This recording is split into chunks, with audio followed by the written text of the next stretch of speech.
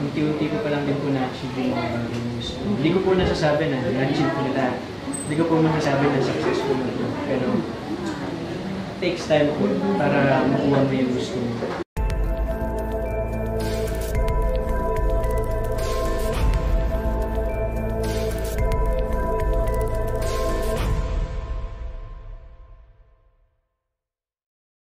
Well, konting introduction. Pangalan, how old are you, saan tayo located, saan ka nakatira ngayon?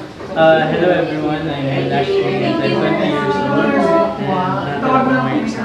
Sa Cavite. At ang kanyang network ngayon ay GMA at belong siya sa Sparkle. Pero sa ngayon yung ano mo, teleserye na ginagawa mo?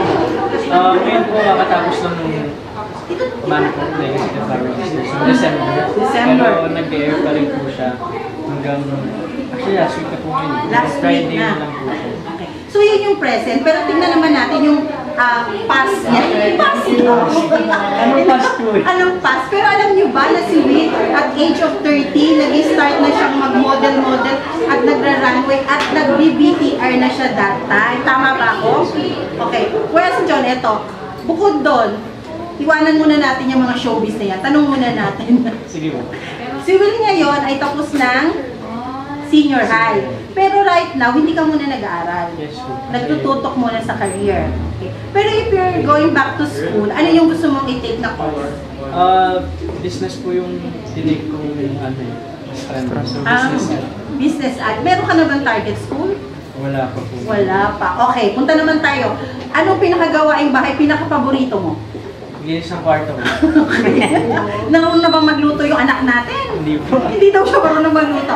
Okay. So, ano ba yung maibabahagi mo sa ating mga viewers na hindi nila normally nababasa? Paboritong pagkain?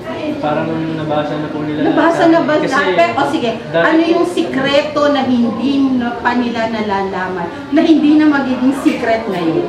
Secret po. Secret pa rin! Ano ba? Diba? Pero well, nakakatuwa lang, diba? From 13 years old, ngayon you're 20, right? Okay.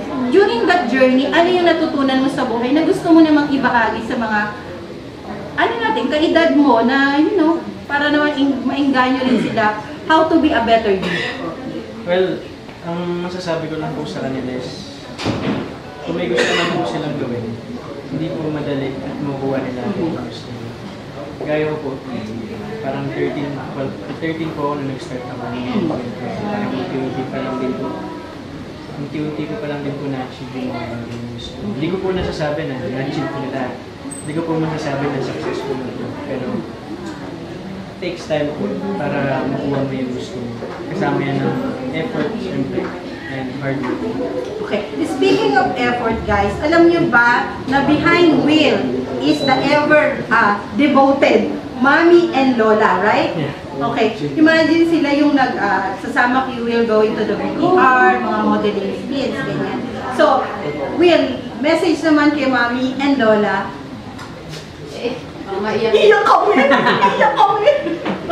Like, sinasabi ko lang naman lagi is, parang thankful po kasi sinuportahan nila ako sa gusto kong gawin and hindi nila ako pinabayaan. Ginaid nila ako ginaid nila ako para maging mas sobrang mabuti na ako. Mas mabuting ikaw. Sige pa. Thank you. Okay, last na lang. Invite everyone to follow Will's Ashley's account, Instagram, Facebook.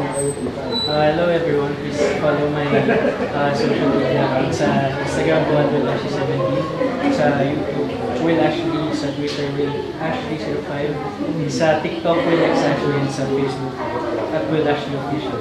Okay, so yun nga guys, once again, this is Mamila and thank you Will. Thank you. At panoorin nyo nga, although it's last week, airing pa rin, and do check out yung mga future projects niya sa GMA. Meron po silang abangan ngayong taon. Oy, meron pala. So, big project. So this time, big project pala. So, big wait.